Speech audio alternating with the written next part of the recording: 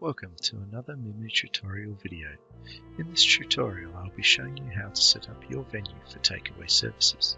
This is simply done by navigating away from the current order window workflow and moving to your venue settings page. You simply go to the menu icon at the top left hand side of the screen and click on the name of your venue. This then takes you through to your venue settings page. Firstly, it's important to make sure that you have an opening and closing time for your venue, otherwise your services will not work. If you scroll down further, you find the other services settings. To enable takeaway services, simply slide the toggle so that it now shows with the on position, and now you are enabled for takeaway services. Thank you very much for watching.